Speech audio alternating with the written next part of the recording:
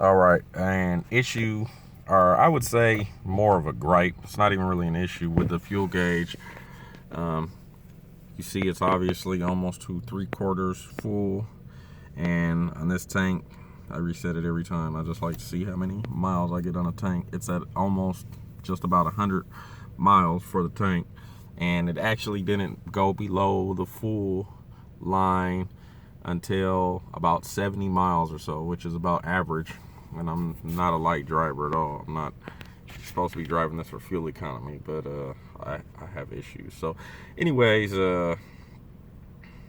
but once you get it to the halfway mark, the fuel just, I mean, within 100 miles, the gas is gone. But the first half a tank, from what it reads, is more than double what you get with the second half of the tank. I'm not trying to confuse anybody. I'm just saying it. Obviously, they have the fuel gauge set up to.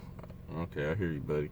The fuel gauge set up to, you know, make you think that your gas is lasting long. I don't know what the, what is that supposed to have you believe, but obviously once you get past that first half a tank, you're like, okay, I need to fill it, because within 100 miles or so, you're going to be on empty. And I've seen videos where people ran it past empty, where, it's the same kind of thing, where it's above full and it goes 70 miles before it goes to full line. I don't know how long it will drive while it's on empty, and I'm not going to do that. Why would I do that with a new car and mess with the fuel system and possibly damage something? There's no reason to. I mean, unless you're hurting for money that bad that you can't afford to fill up your car, there's no reason to do your car like that. Like, once my car gets down to a quarter tank, what it reads, I put gas in it and fill it up if I have the money, which, that's would be the point of buying a new car if you don't have gas to fill it up. So, anyways, I actually think the quarter tank is probably, almost the halfway mark is actually what the quarter tank should be at. And I think they just kind of, I don't know why they did it kind of ass backwards. I mean, it's not like it's moving around like an old Chevy product where you turn right and the gauge moves, but it's still not accurate as to what it says. But, and as far as the best mileage I've gotten with the car, I would say, let's say, on a 120 mile one-way trip, maybe about right under 40 miles per gallon. I think it was about 39 miles per gallon during that stretch, and that was still with spirited driving, not with going up and down mountains and all this stuff, and not just letting the car sit at 65 or 70 miles an hour. There's several times where I was going 90, 100 miles an hour, and so I think I averaged, though,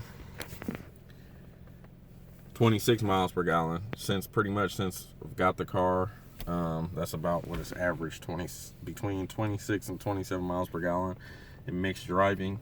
And it's really a combination of both, because dropping my daughter off at school is local street driving, which obviously I'm not attaining any actual miles per gallon, and when I am on the highway, I think I average about 33 miles per gallon or so, on about a 20-mile trip when I do take that trip, every other day or whatever it is. So but maybe I'll do a review for this car. The Camry it's a great car. It handles good.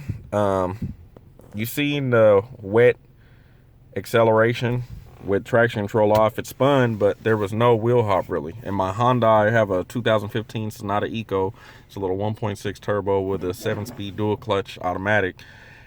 It has the most insane wheel hop. Like my Corvette right here has wheel hop. When I don't drive it, it doesn't go in the rain or any wet conditions, but when it's dry, if it does spin, and that's on brand new Firehawk super sticky summer tires, it has bad wheel hop. But that's a high performance car. The Hyundai, the wheel hop is just absolutely atrocious when it spins, and it has a lot more low end torque than this, you know, because all the torque is available at like 1900 RPM, like 200 pound-feet.